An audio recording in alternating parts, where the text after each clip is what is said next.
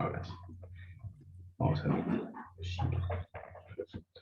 Para hoy tenemos, les decía, vamos a empezar con los gobiernos radicales. Esperen que le tengo que mandar un mensaje por privado a una compañera de ustedes.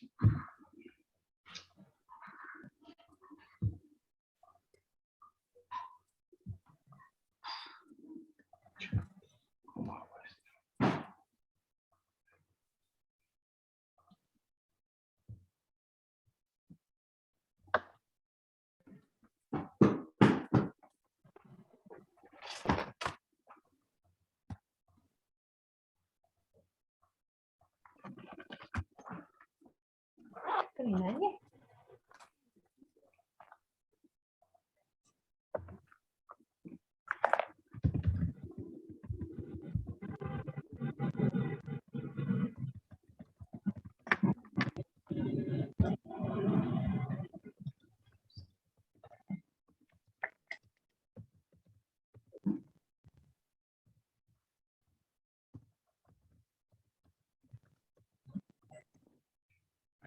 Bueno, ahora sí. Les decía que... ¿Sí? Profe, Sí. ¿Sí? hay un chico esperando para Ahí entrar estoy al admitiendo seminario. al chico y a la compañera. Ahí está. Ahora sí. Bueno, si no hay más preguntas sobre el examen, arrancamos con el tema de hoy, que son los gobiernos radicales y este momento que va desde la asunción de Irigoyen hasta el derrocamiento de Irigoyen. O sea, tenemos Irigoyen, Alvear y Irigoyen, ¿sí? Los tres gobiernos del radicalismo. Lo que vamos a ver acá es un cambio completo de época, de momento social. Va a empezar a realmente a ser un momento de la representación de las grandes mayorías, porque a partir de la sanción de la ley Sáenz Peña en 1912, lo que se produce es una elección totalmente transparente, donde el padrón está previsualizado antes de las elecciones, donde votan todos los varones mayores de 18 años argentinos, y donde el voto es secreto en un cuarto oscuro. Ustedes recuerden que el orden conservador, lo que se denomina el orden conservador, fueron los gobiernos que fundamentaron el Estado Nacional de ese momento, que arrancó en 1853, cristalizado en 1860, y después a partir de 1880 con la federalización de Buenos Aires, generado el Estado en torno a los conceptos de Oslo, con los 4 tributos ya funcionando y con el dominio impuesto, toda su forma sobre el territorio nacional, lo que genera lo que sería una estabilidad, si se quiere denominar de alguna manera, de un partido gobernante, que es el Partido Autonomista Nacional, que con sus diferencias y su forma gobernó la Argentina hasta esta época, hasta 1916. Recuerden que en esa época teníamos a un partido notable, como bien les decía, donde los encargados de la política provincial y los dueños de las grandes extensiones de tierra y del poder económico se juntaban en un cónclave cada tanto y decidían quién era presidente, quién era ministro de Justicia y demás, ¿sí? Y las elecciones eran un mero ejercicio de pantomima, porque no había elecciones libres, sino que eran todas fraudulentas y los padrones estaban completamente toqueteados y como vimos en la clase anterior al parcial, la descripción de un dirigente radical que va al pueblo el 9 de julio, donde el comisario del pueblo los echa a tiros y votan como se les da la gana, etc. Después de la Revolución del Parque y los enfrentamientos que tienen los radicales y socialistas y anarquistas con el orden político de ese momento, tenemos una persona como Sáenz Peña que dice, che, modernicemos el aparato institucional, armemos una ley que puedan votar todos, porque igualmente lo que vamos a hacer es incorporar gente, pero vamos a seguir ganando nosotros, porque los únicos que están en condiciones de gobernar somos los notables. Bueno, ¿qué le pasó? Se le escapó la tortuga a Sáenz Peña, y gracias a esta legislación, el radicalismo primero accede en 3 provincias a la gobernación y después a la presidencia. Lo que va a poner en juego, en jaque, perdón, es 2 modelos. El modelo de la fragilidad institucional de los partidos políticos y la no participación de las masas, y la nueva etapa de la Argentina que se inicia justamente con partidos políticos modernos, como es el Radical, que copia al partido político y a los modelos tanto norteamericano como británico, donde es un partido que tiene una estructura con una autoridad nacional elegida en convenciones y mítines, y donde hay una pirámide de la autoridad del partido para abajo de todas sus autoridades y circunscripciones. Y va a ser un partido dinámico y con un programa. ¿Por qué les digo esto?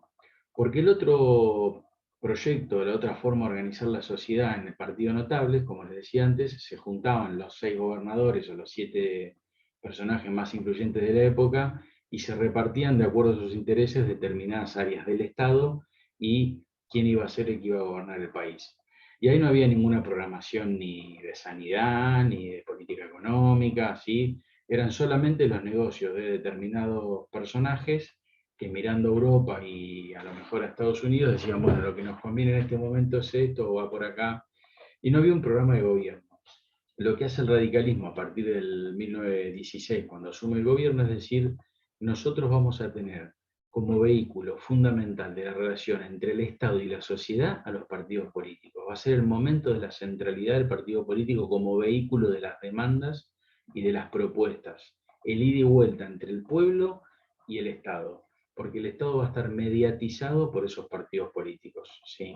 Entonces, el que no tenga un partido político moderno, el que no tenga un partido político amplio que deja que participen las grandes mayorías, y el que no tiene un partido político que genera un programa de representación de las demandas que está levantando la comunidad, va a fracasar en su intento. Y va a suceder a lo largo de 3 mandatos. Fíjense que gobierna Irigoyen, después Allende, de vuelta Irigoyen. Digo, a partir del sufragio universal y de que la reconfiguración es en torno a partidos políticos dinámicos, con programa y con autoridad centralizada, todo lo que venía de la mano del anterior proyecto empieza a ser agua por todos lados, ¿sí? Y se instala una hegemonía de una nueva forma de hacer política, de una nueva relación entre Estado y sociedad. A partir de este momento, Irigoyen asume la presidencia y lo primero que va a hacer va a disponer intervenciones federales para desarticular lo que pasaba en las provincias. O sea, la obsesión de Irigoyen es que lo que se prescribe en la Constitución se cumpla en todo el territorio. Y él estaba convencido que era el partido político de él y él los garantes de que la nación sea algo cristalizado y real en todo el país. Y para poder lograr eso había que tener instituciones confiables y una Constitución que se respete. Entonces las intervenciones federales, según el partido de gobierno, era para que se hagan elecciones transparentes y que en las provincias pudiera también haber vida cívica como había en la nación, ¿sí? En lo económico podemos decir que Irigoyen no tocó el modelo agroexportador. El modelo agroexportador siguió siendo la base y el pilar de la economía argentina. Sí le metió algunas pequeñas modificaciones, como darle, o sea, la relación con los obreros fue de una oscilación bárbara. Por momentos le daba alguna legislación que los defendía, y en algunos momentos, por ejemplo, cuando tuvieron un paro muy largo y cuando el paro era realizado por otras facciones políticas, nosotros pensamos en ese momento tenemos los partidos conservadores, el radicalismo, los anarquistas y los socialistas. Anarquistas y socialistas son los partidos políticos que impugnaban directamente el orden establecido y decían que el Estado tenía que ser derrocado y organizar una nueva sociedad. Cuando las movilizaciones, las marchas y los reclamos venían de parte de anarquistas y socialistas, la respuesta era la represión y las balas. Y tenemos en 1919 la Semana Trágica en Parque Patricios, donde está una fábrica muy importante, que ahora están las paredes ahí de recuerdo histórico, donde se mandó a la policía del ejército a reprimir de una manera desmesurada y bueno, murieron un montón de obreros. Lo mismo pasó en la Patagonia en 1921, cuando los obreros del sur que trabajaban sobre la lana hicieron una huelga de más de 50 días porque las condiciones de trabajo eran miserables realmente.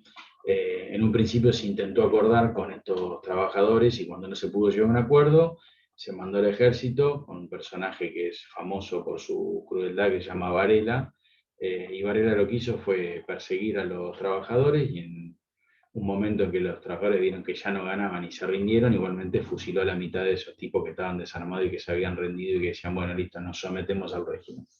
Lo que quiero decir con esto es que fue una política ambivalente la de la relación del radicalismo con los trabajadores.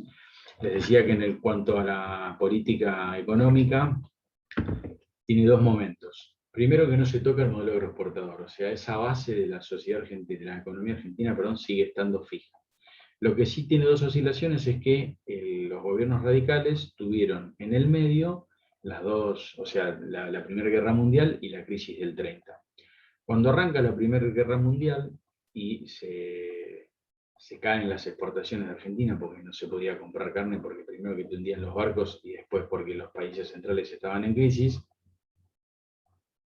la clase dirigente y los que exportaban entraron en una situación de decrecimiento económico, pero por otro lado, al cerrarse el comercio internacional, sobre todo con Gran Bretaña, que era el socio privilegiado de Argentina, y no llegar importaciones, se da un proceso de sustitución de importaciones obligado. O sea, si no te llegan las cosas, o las haces o no las tenés, ¿sí? Entonces, ahí se desarrolla una incipiente industrialización, Parque Patricios, Los Corrales, Valentín Alsina, donde se empiezan a instalar algunas industrias de reemplazo de lo que no podía traerse desde la metrópoli, ¿sí?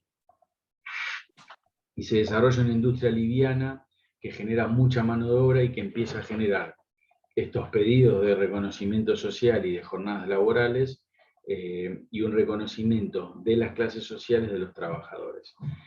Y por otro lado, el radicalismo lo que hace es ampliar de manera formidable la cantidad de empleados públicos, porque entendía que sin un Estado eficiente y fuerte no se podía gobernar y no se podía generar un lazo con la comunidad, esto que hablamos siempre nosotros de la sociabilidad a través de las instituciones públicas. Por ejemplo, más escuela y mejor educación, más hospitales y mejor salud, un Ministerio de Agricultura que trabaje bien y que te ayude a erradicar la tosa y la mosca de las distintas cultivos en la Patagonia, que los trenes funcionen mejor y que vayan a más provincias, que el ejército sea profesional y tenga mejor armamento. Todo eso se fue desplegando en esta época y cada vez que se hacía una de estas cuestiones, el dinero sale de algún lugar. Entonces, eso que se votaba en el presupuesto y esa plata que se sacaba, lo que antes era ganancia para un sector, ahora se invierte en infraestructura en el Estado. Entonces siempre va a haber alguien que se va a quejar. Lo que le va a pasar al irigoyenismo es que va a tener a la clase conservadora diciendo que ahora Irigoyen es el nuevo dictador porque usa el Estado para contratar empleados públicos y así tener una maquinaria electoral que le permita ganar las elecciones. Y por otro lado van a generar una alianza con una parte del radicalismo que ve en Irigoyen un excesivo personalismo, ¿sí? Lo que son después los partidarios de Alvear. Irigoyen va a empezar a debilitarse y después de la Semana Trágica va a entrar en una franca decadencia con la unión con los trabajadores que eran el sustento de su poder real y va a empezar a decaer su imagen y va a aumentar la de Alvear. Lo que va a suceder es que el otro candidato radical, que genera una alianza con lo que sería la oligarquía tradicional y con el Partido Conservador, va a empezar a tener mejor influencia y mejor representatividad en el pueblo y es el tipo que después va a ser presidente. Nosotros tenemos entonces varias cuestiones. Si lo analizamos de lo institucional, lo más importante que va a suceder en esta época es la discusión de la soberanía política sobre las decisiones de gobierno. ¿Qué quiere decir esto? El Congreso se va a convertir en caja de resonancia de todo esto de lo que venimos charlando hasta ahora, ¿sí? Entonces, el Congreso va a decir, nosotros somos los representantes del pueblo y somos los que tenemos que tomar las decisiones. El presidente es el ejecutivo de lo que nosotros le mandamos, porque somos los que elige la población. ¿En qué sentido los que elige la población? En ese momento ustedes piensen que había colegio electoral y los electores elegían al presidente, o sea, nunca el presidente lo votaba la gente. Entonces, lo que querían hacer sentir los distintos bloques políticos era que, si bien nosotros tenemos un sistema presidencialista y no un sistema parlamentario, el presidente tenía que dejar un poquito de lado, o sea, tener menos influencia y menos poder, y no tener tanto las riendas de todo lo que pasaba en la Argentina. Esperen que ahí está Marina Llanos. En este sentido, los primeros años del gobierno de Irigoyen se genera una cuasi ruptura en el seno de su bloque y empieza un debate muy interesante que es un doble debate. Primero este que le estoy contando de quién es la soberanía y de quién es el gobierno, si el Parlamento o del presidente. Y por otro lado, otra discusión que se da en ese mismo, es un debate de dos frentes, es ¿a quién responden las personas, los diputados y los senadores? ¿Con quién tienen una obligación? ¿Con el partido político, con el que lo votó o con el presidente? ¿Sí? Entonces empiezan a haber dos discusiones muy grandes, lo que termina generando esta ruptura que va a ser en 1994 entre el radicalismo, entre alvearistas e irigoyenistas, por la cuestión de a quién representa cada uno. ¿Sí? Para Irigoyen y para todo su grupo, los diputados y los senadores y todo lo que tenga que ver con una representación parlamentaria le deben obligatoriedad no me sale la palabra, ya lo voy a encontrar, obediencia al partido, ¿sí? Porque el partido es el que genera las propuestas y el que arma las plataformas para que las personas ocupen lugares, porque el partido es profesional y es moderno, no importa quién es el que conduce. Entonces, si el partido es el que te puso en ese lugar, yo le tengo que hacer caso, y si el presidente del partido, el que lo maneja, decide que tal cosa va para acá, hay que ir para ahí a pesar de que a mí no me guste. Los alvearistas dicen que no, que tiene que ser antipersonal y que cada diputado es un representante de lo que le dice la comunidad. Entonces no puedo votar en contra de lo que me votó la gente. Es una discusión medio rara que sigue hasta hoy en día en algunas cuestiones legislativas, por ejemplo, como cuando fue la votación del aborto, de la ley de la interrupción del embarazo. Bueno, se puso esto de vuelta en torno, ¿no? A quién le debe uno la obligatoriedad, si a la gente que lo votó o a sus ideas. Y en algunos partidos políticos dijeron, estas cuestiones son muy personales, así que las damos a criterio de cada diputado, pero en otras que son más programáticas y que estaban en la campaña electoral, como la nacionalización de los puertos o recaudar más a los que más generan, es una cuestión de disciplina partidaria y hay que votarla. Entonces esa discusión sigue hoy en día, más de 100 años después. Entonces tenemos a los irigoyenistas que pedían que haya una obediencia partidaria y a los alvearistas que decían que no. Y ahí se genera una ruptura. Entonces, Irigoyen va a gobernar con bastante, su final del primer mandato bastante desgastado, porque tiene un grupo de su propio partido jugándole en contra en la Cámara de Diputados y haciéndole interpelación a todos los ministros, y por otro lado tiene la oligarquía que veía afectados sus intereses económicos, también haciendo un frente común con los radicales en contra de Irigoyen y una parte del radicalismo. El resultado de esto es que las elecciones las gane Alvear, y aparte no había reelección presidencial, pero vuelve a ganar el radicalismo. Lo que se traduce en, por más que los conservadores intenten aliarse con los demás, a nivel electoral su propuesta y su organización no son dinámicos y no son seductores para la comunidad, porque no generan un partido ordenado, con una autoridad estratificada y con convenciones donde se pongan las ideas, ¿sí? Vuelvo sobre esto porque es importante. El radicalismo sigue siendo el partido moderno que tiene una autoridad nacional que genera convenciones y donde la exposición y la puesta en escena delante de todos de las ideas que uno tiene, salen los cargos y salen los cargos para ocupar lugares y ganan las elecciones. En cambio, los conservadores seguían con su vieja tradición de, bueno, tratemos de una alianza, pero los senadores siguen siendo los dueños de las provincias y no debatimos públicamente las ideas, ¿sí? Vamos en todo caso a un diario donde estamos cómodos, nos hacen una nota y decimos que lo que hace el otro está mal. Esa sería la distinción, lo cual le va a generar que siga perdiendo elecciones periódicamente, ¿no? Los radicales, a pesar de tener una crisis interna, una ruptura entre sus dos figuras dirigentes y tener una mengua en lo que es la economía nacional, porque cuando termina la Primera Guerra Mundial, Argentina vuelve a exportar, o sea, vuelven a estar bien los dueños de los campos, pero vuelven a venir las importaciones, y al volver a venir las importaciones, todo el cordón industrial que se había armado en el sur de la ciudad empieza a perder competitividad porque no puede pagar salarios tan altos y vienen mercaderías muy baratas, porque Europa necesita vender sus mercaderías, lo que genera desempleo, inflación y baja del salario real. Entonces eso le da todo un combo de crisis para que Irigoyen se retire muy golpeado y asuma la presidencia Alvear.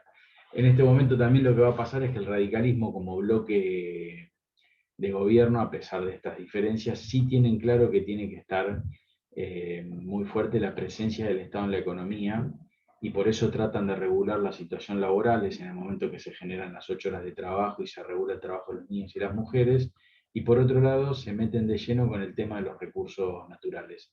En esta época es en la revolución industrial donde empiezan a funcionar los motores a explosión, o sea, el uso de los combustibles fósiles, y se genera la empresa que todos conocen que se llama YPF, que es Yacimientos Petrolíferos Fiscales, en manos de un militar que se llama Mosconi. Alvear lo nombra Mosconi, y Mosconi despliega toda a nivel ingeniería y extracción de recursos que genera que Argentina sea uno de los primeros países de Latinoamérica en tener producción de petróleo y producción de combustibles. Lo que se estaba haciendo era una soberanía energética anticipada para lo que es el momento y el continente, ¿no? En ese punto son unos visionarios y realmente pusieron la piedra basal para tener una empresa que, si no se hubiese privatizado, sería muy beneficiosa para el conjunto de la sociedad. Alvear termina el mandato y asume nuevamente Irigoyen en 1928.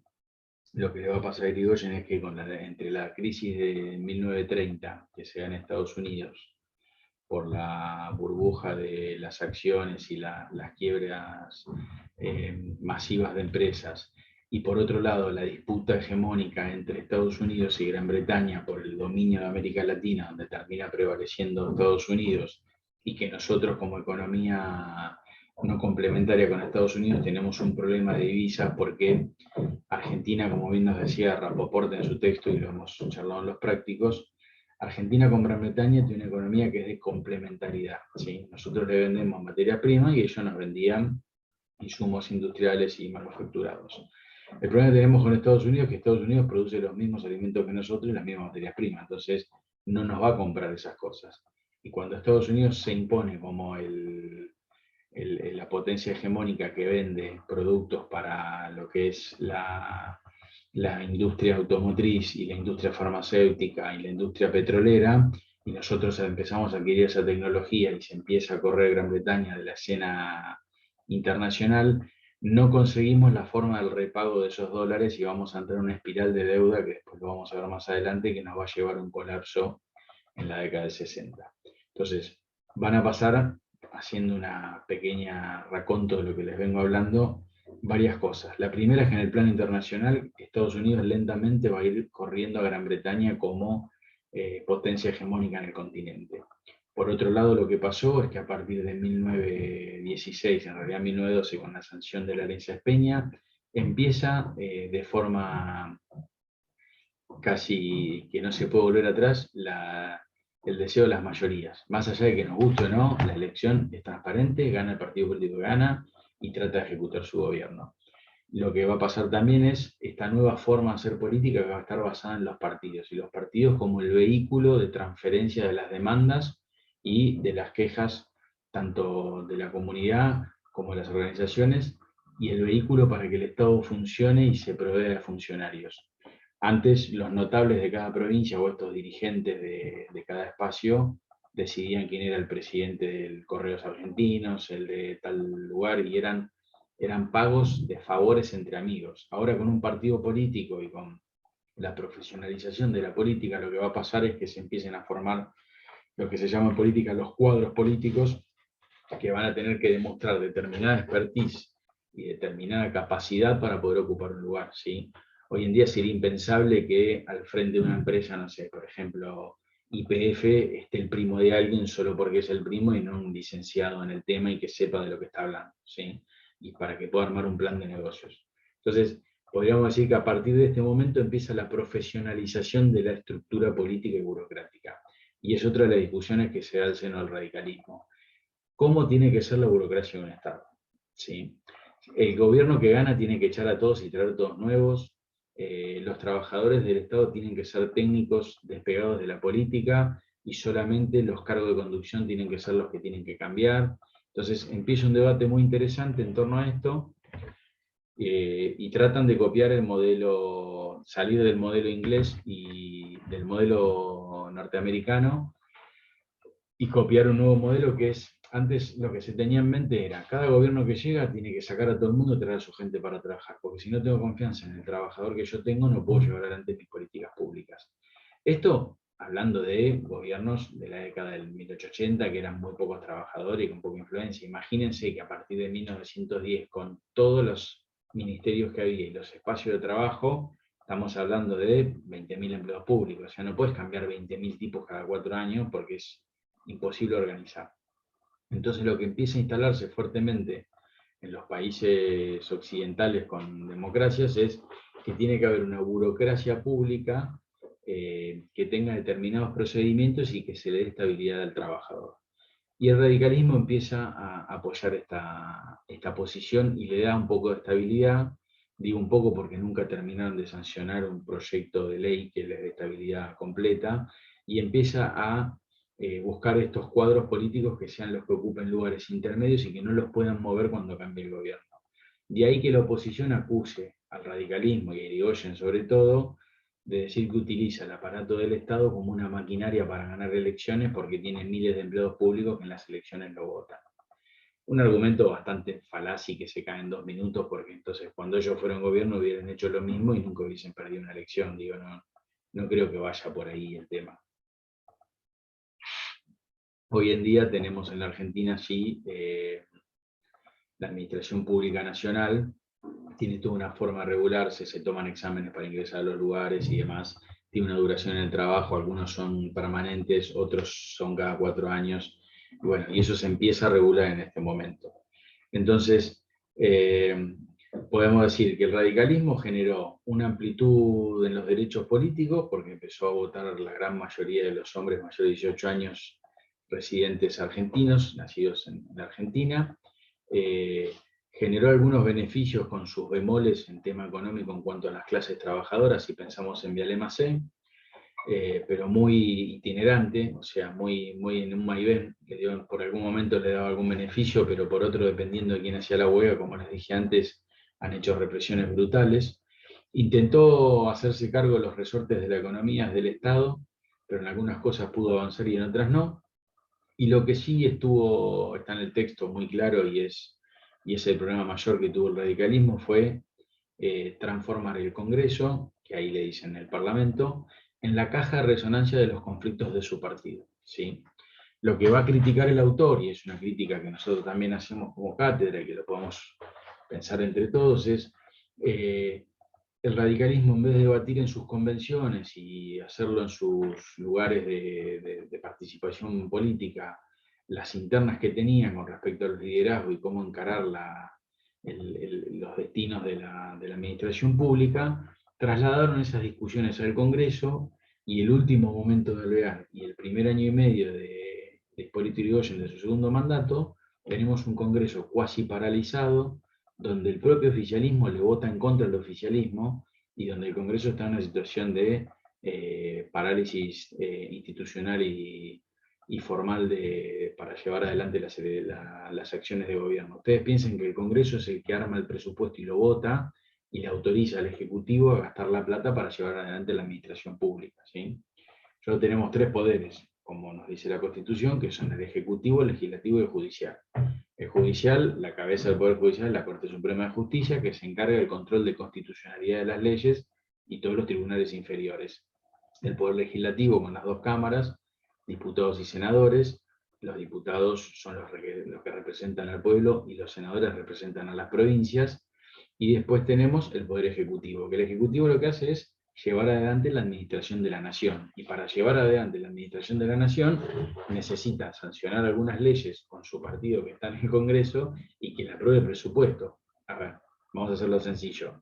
Si nosotros mañana armamos un partido político y queremos gobernar un distrito y decimos en nuestra campaña que lo primero que vamos a hacer es que haya conectividad para que todos los chicos puedan cursar en pandemia, y cuando ganamos las elecciones mandamos el presupuesto para que nos den la plata para poder contratar a la empresa que le dé la conectividad, y como yo me peleo con parte de mi partido y mis diputados me votan en contra de esa legislación, yo no voy a tener los recursos para poder implementar las políticas que tengo que llevar adelante. ¿Se entiende lo que estoy diciendo? ¿Sí? Me imagino. Tampoco es tan Sí, complejo sí. por las dudas. Entonces, esa parálisis institucional vinculado a discursos del odio y del fascismo que se estaban empezando a radicalizar en Europa y se venían para la Argentina, que lo vamos a ver el sábado o el miércoles que viene, y esta parálisis del gobierno, y un Irigoyen ya grande, con más de 76 años cuando asumió, y que se empezaba a pelear con todo el entorno, generar un caldo de cultivo para que el propio radicalismo pida en el Parlamento que renuncie, la parte de alvearista, ¿no? Que Irigoyen renuncie, que asuma el vicepresidente y que se busque una salida a esa parálisis institucional, y fue lo que le dio el pie a que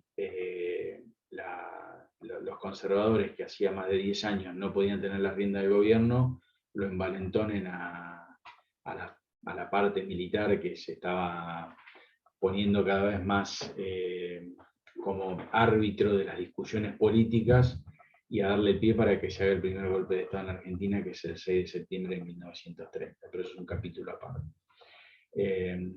Entonces, haber llevado esa discusión partidaria al Congreso y generar que en el recinto, en vez de estar debatiendo qué leyes se llevan adelante y cuáles no, estén todo el tiempo bloqueándose entre ellos. Y, por ejemplo, no sé si ustedes se acuerdan, tenemos un pequeño, tenemos una pequeña muestra de lo que es el Congreso paralizado y dividido en el propio gobierno, con lo que fue en el 2008, ustedes por ahí eran muy chiquitos, con la famosa 125, que era una ley que tenía que subir las retenciones a la soja. La retención es un impuesto que se cobra, un derecho del impuesto que se cobra por la exportación de un producto. Entonces, en ese momento el gobierno quería aumentar esa retención, mandó un proyecto a la Cámara, al Parlamento Nacional, y el gobierno era un gobierno de coalición, como es ahora. El radicalismo en ese momento, si bien no era un gobierno de coalición, era un solo partido, el radicalismo expresaba muchas voces, era muy heterogénea, era casi un gobierno de coalición. Y en ese momento, en 2008, en la 125, el gobierno mandó esta ley, y en la Cámara de Senadores, que es la misma cantidad, o sea, podés tener empate porque son 72, de hecho hubo un empate, y el que desempata en senadores, en caso de empate, es el vicepresidente de la República. Que estamos hablando del vicepresidente de la Nación, o sea, el presidente mandó un proyecto para subir las retenciones, y el vice, que era de la coalición, que era Cobos, le votó en contra. O sea, tuvimos un Congreso paralizado y empezó una crisis institucional muy difícil de remontar, ¿sí? Con este ejemplo de la actualidad les quiero traer a cuenta lo que pasa cuando el Congreso está paralizado. Porque si no, no dimensionamos que si no te sancionan las leyes, vos no podés actuar, ¿sí? Pero como les decía, para rescatar de estos años de radicalismo son que no se puede volver atrás, salvo con un golpe de Estado, la apertura democrática, la apertura de los derechos políticos y el gobierno de las mayorías. Y donde los poderes concentrados de la economía y la oligarquía va a mostrar su peor cara, que es la de la violencia, y cuando no ganan elecciones van a apelar siempre o al fraude o a la instalación de un gobierno a través de dictaduras militares. Y en el medio de los gobiernos radicales tenemos un hecho muy importante para destacar, que nos atañe a todos como parte de una universidad nacional, que es la reforma universitaria en 1918, que está allá en Córdoba. En ese momento la conducción de las universidades era o sea, solamente los profesores, que eran vitalicios y armaban las cátedras como querían y nombraban a sus ayudantes como querían. Entonces hay una revuelta de estudiantes que dura mucho tiempo, y Irigoyen los apoya desde la presidencia de la Nación, va a decir que hay que democratizar la universidad y la conducción de la universidad, y después de muchos días de huelga y de idas y vueltas y de peleas fuertes, Irigoyen apoyándolo, porque si no a lo mejor no sucedía, incluso intervino la universidad desde el gobierno nacional, se logró un cambio paradigmático, instalar una nueva forma de conducción universitaria que se va a copiar en casi todo el continente, que es la conducción universitaria tripartita, con los egresados, los profesores y los estudiantes. Entonces, ahí se forma un colegio que va a conducir los destinos de la universidad. Se van a modificar los programas y se va a dar libertad de cátedra. no va a haber una persona que decida por todos. Esto es muy importante porque tiene un cambio muy profundo en la educación argentina y empieza un momento distinto con distinta impronta en cuanto a los programas y a la accesibilidad a la universidad. Antes en un lugar de muy escaso ingreso, si bien la universidad sigue siendo un lugar donde no va todo el mundo, ahí se genera una apertura muy importante y empiezan a haber más cátedras, más libertad de opinión y más expresiones, porque en la universidad no tiene que haber una sola voz, ¿sí? Entonces la reforma universitaria es un hecho histórico que tenemos que tener en mente y que le generó la apertura a la democracia de la conducción de la universidad en toda Latinoamérica. Y es lo mismo que pasó en la política, digo, la pelea en la Revolución del Parque y la pelea en la calle llevó a que esté la ley Sáenz Peña y haya una apertura en los derechos políticos de la comunidad. Y que un tipo como Irigoyen pueda ser presidente y que un partido como el Radical pueda gobernar la Argentina de 1916 hasta 1930. No sé, yo hasta ahí les iba a leer una parte de un texto, esta página les quería leer, de la discusión entre... que me resulta muy interesante volver sobre el tema de la soberanía, si es del Parlamento, del Ejecutivo y demás. Les quiero leer una página que es la página 80.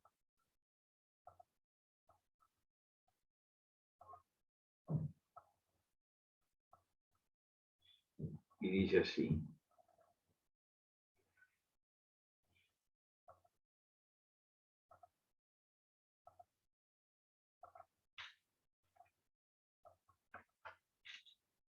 Dice, la doctrina que sustentaba Irigoyen sobre las intervenciones federales y sus implicancias políticas fue en las cuestiones más retomadas en el análisis del período.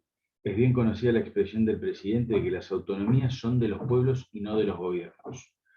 Se fundaba en la idea de que el gobierno tenía una misión histórica que cumplir, la reparación para la cual fue plebiscitado. Alcanzando en orden nacional, había que imponerse en los estados federales, dado que el ejercicio de la soberanía es indivisible. Así, la reparación incluía dar a los estados sus gobiernos verdaderos, es decir, los del pueblo. O sea, si nosotros tenemos una provincia donde gobernaba un partido como el Partido Autonomista Nacional hacía 40 años y las elecciones eran completamente fraudulentas, una vez que Irigoyen fue presidente usó esa excusa para ir a intervenir a las provincias, ¿sí? Una vez que estos se hubieran constituido legítimamente, podrían ser incorporados a la Constitución. Esto es, sus gobiernos serían amparados y sus leyes respetadas. De esta forma, en la perspectiva radical, las intervenciones iban a las provincias a restaurar la autonomía provincial y a colocar a los pueblos en las condiciones de darse a sus propios gobernantes, ¿sí? A restaurar su soberanía mutilada, a superar el vicio, el desorden y la corrupción de las costumbres públicas y privadas y restablecer la justicia. Digo, ustedes piensen que si hoy en día en algunos medios siguen acusando a algunos gobernadores de patrones feudales, imagínense en 1916 lo que pasaba en las provincias donde no había como hoy teléfono que podés transmitir todo y la inmediatez de las noticias, ¿no? Entonces la intervención federal fue, que está en la Constitución, el artículo 6, uno de los instrumentos para la política radical de poder llevar esa Constitución nacional a todos los rincones del país, ¿sí? Entre 1916 y 1922, Irigoyen intervino en 9 provincias gobernadas por conservadores y 10 encabezadas por radicales. Así, al terminar su mandato, todas las provincias, excepto Santa Fe, habían sido intervenidas y algunas en 3 oportunidades. La intervención de los gobiernos conservadores daban respuesta a la ilegitimidad para que sus gobernantes habían sido elegidos de forma fraudulenta. Los motivos eran múltiples. En cambio, las intervenciones radicales en general respondían a conflictos entre poderes y entre los gobernadores y el presidente. O sea, ahí empieza esto que yo les decía del mal uso de usar el Congreso como caja de resonancia de la política, porque cuando vos intervenís en una provincia y por ahí cambiás al gobernador o algún ministro, en el Parlamento Nacional lo que te va a pasar es que los diputados y los senadores de esa provincia te empiecen a bloquear y a votar todo en contra, ¿sí? Entonces, el problema va a ser que el Parlamento se transformó en la sede del Partido Radical, por así decirlo, y se daban las discusiones ahí. Y después, En cuanto a la administración y a la política, les quería leer una página muy interesante porque es muy similar a lo que sucede, o lo que algunos dicen que sucede hoy en día.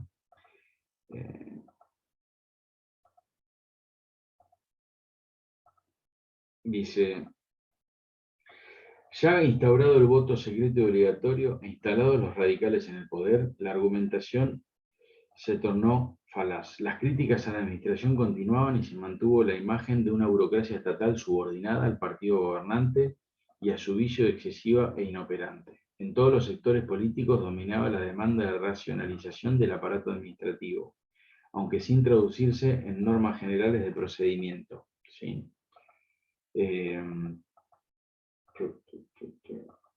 Cuando los radicales llegaron al poder, había un ejército permanente y las agencias estatales como correos, ferrocarriles, establecimientos educativos, administración de justicia, se desplegaban por todo el territorio.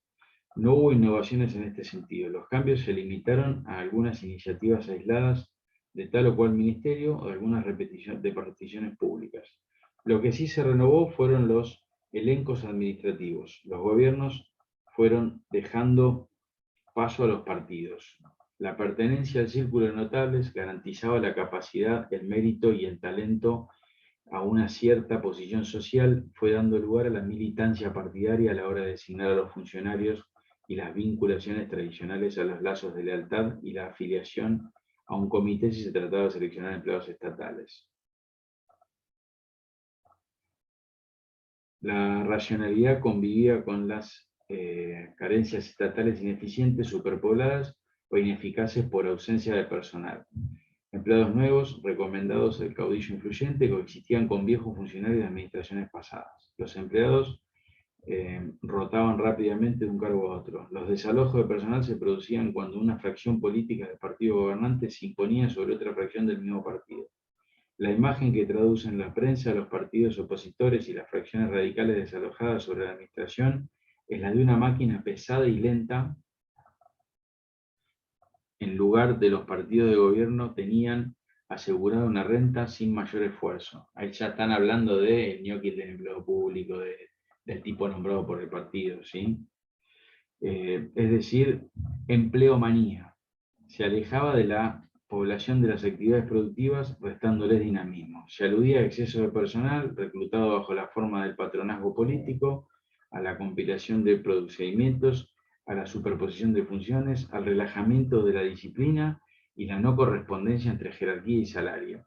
Acá lo que se está pronunciando, digamos, es esta visión de el Estado ineficiente, ineficaz, que plantea un sector de la derecha ideológica argentina, y el pedido permanente de que el Estado tiene que ser mínimo y con una mínima cantidad de gente y que entren por concurso, ¿sí? Lo que nos dice la historia y la tradición es que en este momento los que intentan poner un concurso son los radicales, porque antes venían todos nombrados por una cuestión de filiación a ese círculo de notables. Entonces va a empezar, les decía ahora, este desprestigio del empleo público y del Estado, ¿no? El Estado ineficiente, elefante, el Estado que no hace cosas. Que en realidad lo que se están quejando algunos sectores es que ese Estado los controle, ¿sí? Entonces hay que tener mucho cuidado cuando se hacen estos reduccionismos de que en tales provincias son todos empleos públicos, que el Estado es demasiado grande y demás, porque después cuando uno va a la realidad y se pone a comparar las administraciones públicas de determinados países, se va a dar cuenta que el Estado no es tan grande. Y si cada vez que vos haces un intento para generar procedimientos para que haya una planta pública estable en el trabajo, le boicoteás la sanción de una ley, es muy difícil generar un equilibrio. Lo que quiero decir con esto es que, volviendo a Vialema C y a lo que veníamos viendo en la cátedra, cuando estás a disputa en los intereses en la comunidad, cuando estás a disputa en intereses antagónicos, tanto en lo económico como en lo simbólico, se producen estos debates institucionales y estas distintas visiones de ver el mundo. Lo que sí es central en este proceso es que el radicalismo generó que los que mandan son las mayorías y que la voluntad del pueblo es irrenunciable. Entonces lo que dice el pueblo se tiene que hacer, y si el pueblo vota un presidente es la voluntad de la mayoría. Pero bueno, ahí va a empezar este debate en el Congreso, entre ellos mismos, y lo que va a generar es el caldo de cultivo para que un tipo como Justo haga un golpe de Estado y vaya con la mitad del ejército y lo saquen a Irigoyen de la Casa de Gobierno el 6 de septiembre de 1930. Pero eso es harina otro costal que lo vamos a ver en próximas clases. Si tiene alguna duda, soy todo oídos, y si no, vamos a ir cerrando acá. Este es un proceso que nosotros hacemos mucho hincapié en entender el cambio institucional, porque las otras variables, como le digo, sacando universidad y algún vaivén con lo económico y con la relación con los trabajadores, no hacemos mucho hincapié en este periodo histórico, ¿sí? ¿Alguno tiene alguna duda? ¿Me quiere preguntar algo del texto o de esta época? Soy todo oídos. Por mi parte no, profe. Bueno, el texto es muy No sé sencillo. si los demás. Ok. Es un texto muy sencillo, muy ameno, se lee fácil y hace hincapié en los temas que nos interesan a nosotros como cátedra que ustedes tengan presentes, ¿sí? Así que bueno, si hasta ahí estamos, entonces vamos cortando acá. Espero que estén contentos con sus notas y nos vemos el sábado a las 11, ¿sí? Profe, Profe, no, para un segundo. profe. Sí, pregúntenme, Profe. pregúntenme. No corto, dígame. Quería hacer una consulta Sí, con el Soraya. tema de la nota, Sí. porque yo no entiendo bien, es como que recién empiezo y bueno, no sé bien cómo es manejar el campus. Y vi la calificación que puso usted, pero no entendí mucho, por eso quería consultarle cómo es, si La aprobé, calificación, no aprobé. la calificación es así, yo les cuento. En la Universidad de Buenos Aires, como bien les conté antes, a partir de la reforma de 1918, tiene una conducción que es tripartita. Y entre esos tripartitos, que son los estudiantes, los egresados y los profesores, se pusieron de acuerdo que la calificación es la siguiente. De 0 a 4 es desaprobado, ¿sí? Hay que volver a dar el examen. De 4 a 6 estás aprobado, pero vas a final.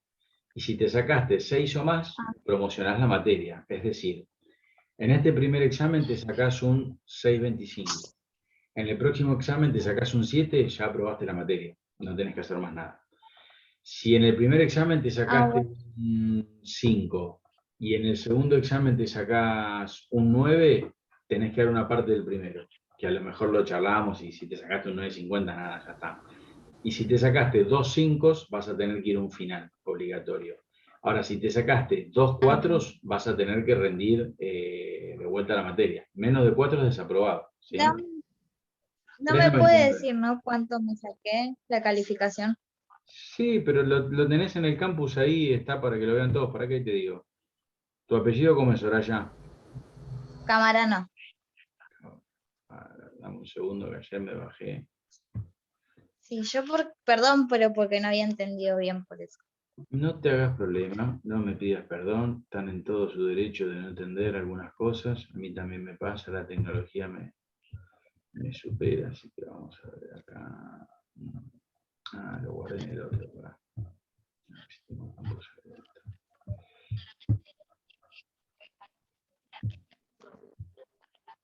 Y ahora sí, ¿dónde están ustedes? Los perdidos ustedes, ahí está. ¿Alguno tiene abierto el campus? ¿Cómo es el apellido? Camarano. Igual si no, yo lo abrí y me fijo. No, yo Te digo. ahora cuando terminemos te mando un mail. Y te Cualquier digo cosa, cómo si no, mandala al grupo y te ayudamos a entender la nota. Igual te cuento, Bueno, dale. ustedes tenían 15 preguntas, ¿sí? Que eran de opciones múltiples y demás. Esas 15 preguntas, esto